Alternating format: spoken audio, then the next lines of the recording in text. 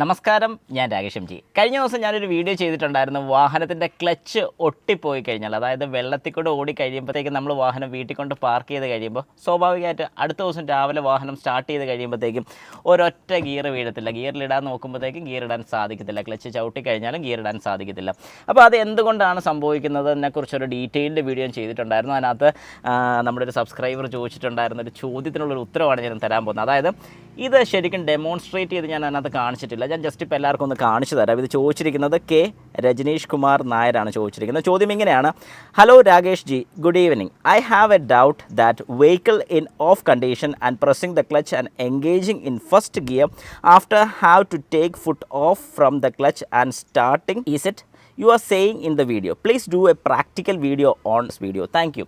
ശരിക്കും പറഞ്ഞു കഴിഞ്ഞാൽ ഇതിൽ ക്ലച്ച് ചവിട്ടണോ അതോ ക്ലച്ച് ചവിട്ടിയതിന് ശേഷം കാലെടുത്തതിന് ശേഷമാണോ ക്രാങ്ക് ചെയ്യേണ്ടത്, ഇങ്ങനെ ഒരുപാട് ചോദ്യങ്ങളും സംശയങ്ങളൊക്കെ വന്നിട്ടുണ്ട്. പ്രത്യേകിച്ച് ഞാനിങ്ങനെ 2-3 കാര്യങ്ങളൂടെ കണ്ടപ്പോഴേക്കും ഇതെനിക്ക് എല്ലാവർക്കും ഒന്ന് കാണിച്ചു തരണമെന്ന് തോന്നി. കാരണം നിങ്ങൾക്ക് കണ്ടു കഴിഞ്ഞാൽ കുറച്ചുകൂടെ വ്യക്തമായിട്ട് മനസ്സിലാവും. വേറെ ഒന്നുമല്ല, നമ്മൾ വാഹനം ജസ്റ്റ് ഒന്ന് സ്റ്റാർട്ട് ചെയ്തൊന്ന് സങ്കല്പിക്കാം. നിങ്ങൾ രാവിലെ വാഹനത്തിൽ വന്ന് കയറി സ്റ്റാർട്ട് ചെയ്ത്, ഇപ്പോൾ ഈ വാഹനം സ്റ്റാർട്ടിങ് കണ്ടീഷനിലാണ്. സ്റ്റാർട്ട് ചെയ്തതിന് ശേഷം സാധാരണ നമ്മൾ ചെയ്യുന്ന പോലെ ക്ലച്ച് ചവിട്ടും, ഗിയർ മാറും, നല്ല സ്മൂത്തായിട്ട് ഗിയേഴ്സ് എല്ലാം വീഴുന്നുണ്ട്, ഫസ്റ്റ് ഗിയറും എല്ലാം വീഴുന്നുണ്ട്.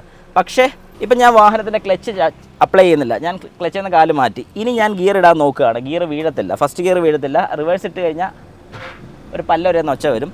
വേറെ ഒരു ഗിയറുകളും വീഴത്തില്ല. ഫസ്റ്റ് വീഴത്തില്ല, സെക്കൻഡ് വീഴത്തില്ല, തേർഡ്. ഈ ഒരു കണ്ടീഷനിൽ തന്നെ ക്ലച്ച് ചവിട്ടിയതിന് ശേഷം ഈ വാഹനത്തിൻ്റെ ഗിയർ വീഴും. കാരണം ഇതിന് പ്രശ്നമില്ല. ക്ലച്ച് ചവിട്ടിയിട്ട് നിങ്ങളുടെ വാഹനത്തിൻ്റെ ഗിയർ വീഴുന്നില്ലെന്നുണ്ടെങ്കിൽ ചെയ്യേണ്ട ഒരു കാര്യം, വാഹനം ഓഫ് ചെയ്യുക. ഓഫ് ചെയ്തതിന് ശേഷം ഫസ്റ്റ് ഗിയർ ഇടുക. കണ്ടോ, ഞാൻ ഫസ്റ്റ് ഗിയർ ഇട്ടു.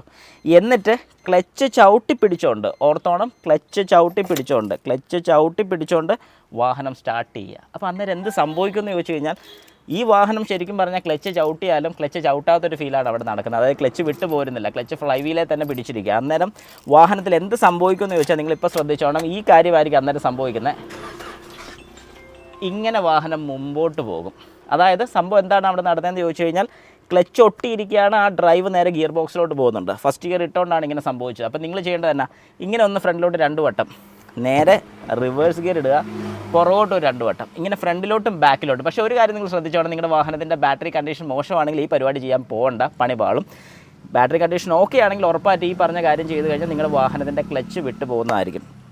ഇത് ചെയ്തതിന് ശേഷം ഞാൻ ഈ പറഞ്ഞ പോലെ ഫ്രണ്ടിലോട്ടും ബാക്കിലോട്ടും ഇങ്ങനെ ഒരു 3-4 തവണ ചെയ്ത് കഴിഞ്ഞാൽ, ചില കേസുകളിലൊക്കെ 2-3 ദിവസം നനഞ്ഞൊട്ടിയിരിക്കുകയാണെങ്കിൽ ചിലപ്പോൾ ഒരു 5-6 തവണ ചെയ്താൽ മാത്രം ക്ലച്ച് വിട്ടു പോരത്തുള്ളൂ. ആ ഒരു കാര്യം നിങ്ങളുടെ മനസ്സിലുണ്ടായിരിക്കണം. അപ്പോൾ ഈ പറഞ്ഞ രീതി നിങ്ങളൊന്ന് ഫോളോ ചെയ്യുകയാണെങ്കിൽ, അല്ലെങ്കിൽ ഈ പറഞ്ഞൊരു പ്രാക്ടീസ് ചെയ്യുകയാണെങ്കിൽ ഉറപ്പായിട്ടും ക്ലച്ച് വിട്ടു പോരുന്നതായിരിക്കും. വെറുതെ പൈസ മുടക്കി അല്ലെങ്കിൽ ഒരു കുറേ കാശ് വെറുതെ കൊണ്ട് കളഞ്ഞ് അത് റെഡിയാക്കേണ്ട ആവശ്യം വരുന്നില്ല. പിന്നെ ഇങ്ങനെ ചെയ്ത് കഴിഞ്ഞാൽ നമ്മുടെ വാഹനത്തിന് എന്തെങ്കിലും കംപ്ലയിൻറ്റ് ഉണ്ടോ എന്ന് ചോദിച്ചാൽ, പ്രത്യക്ഷത്തിൽ വേറെ കംപ്ലയിൻറ്റ്സോ കാര്യങ്ങളൊന്നും വരാനില്ല.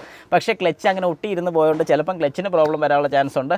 വാഹനത്തിന് ജെർക്കിങ് കൂടാനുള്ള ചാൻസസ് വളരെ കൂടുതലാണ്. പിന്നെ എപ്പോഴും നിങ്ങൾ ചിന്തിക്കേണ്ട ഒരു കാര്യം, വാഹനം ഇതുപോലൊരു നല്ല മഴയത്തൂടെ ഓടി വന്ന് വെള്ളക്കെട്ടിനകത്തൂടെ ഓടിയിട്ടുണ്ടെന്നുണ്ടെങ്കിൽ ഉറപ്പായിട്ടും അടുത്ത ദിവസം, അല്ലെങ്കിൽ ആ ഉറപ്പായിട്ട് വെള്ളക്കെട്ടി കൂടെ കയറിയതിന് ശേഷം ഒരു 15 കിലോമീറ്ററെങ്കിലും ആ വാഹനം ഹീറ്റ് ആകുന്ന രീതിക്ക്, അതായത് അതിൻ്റെ ക്ലച്ച് ചൂടാകുന്ന രീതിക്ക് ഓടിച്ചതിന് ശേഷം മാത്രം തിരിച്ച് വീട്ടിൽ കൊണ്ടിടാവുള്ളൂ. പലരും ചെയ്യുന്നൊരു കാര്യം എന്താണെന്ന് ചോദിച്ചാൽ, വെള്ളത്തിൽ കൊണ്ട് ഇറങ്ങും, അയ്യോ വെള്ളം കയറിയല്ലോ എന്നൊക്കെ വിചാരിച്ചുകൊണ്ട് ഓടിക്കൊണ്ടുപോയി വീട്ടിലിടും. ഒരു കാരണവശാലും അങ്ങനെ ചെയ്യരുത്. അത് ഏറ്റവും വലിയൊരു പണി നമ്മുടെ വാഹനത്തിന് കിട്ടുന്ന ഒരു കാരണമാണ്. അതുകൊണ്ട് ആ ഒരു കാര്യം ആരും മറക്കല്ല. ഈ പറഞ്ഞ രീതിക്ക് ചെയ്യുകയാണെങ്കിൽ നിങ്ങളുടെ വാഹനത്തിന് വേറെ കംപ്ലയിൻറ്റ്സോ കാര്യങ്ങളോ ഒന്നും തന്നെ വരുന്നതായിരിക്കത്തില്ല. പിന്നെ പരീക്ഷണങ്ങൾ നമ്മൾ ചെയ്തുകൊണ്ടേ ഇരിക്കണം, അതിലൊന്നും പേടിക്കേണ്ട കാര്യമില്ല. ഈ പറഞ്ഞൊരു കാര്യം നിങ്ങൾക്ക് ധൈര്യമായിട്ട് ചെയ്ത് നോക്കാൻ സാധിക്കും. നിങ്ങളുടെ ഫ്രണ്ട്സിൻ്റെ വാഹനത്തിലോ അല്ലെങ്കിൽ ആർക്കെങ്കിലും ഇങ്ങനെ ഒരു കംപ്ലയിൻറ്റ് ഉണ്ടെങ്കിൽ അവരോട് ജസ്റ്റ് ഈ ഒരു കാര്യം ഒന്ന് പറഞ്ഞു കൊടുത്തേക്കുക.